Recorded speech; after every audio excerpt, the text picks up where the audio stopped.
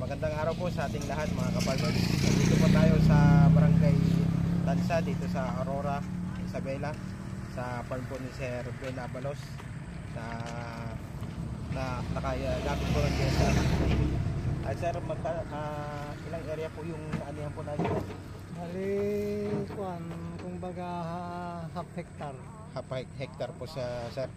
Ilan po ang naani po natin sa kalahating hektarya?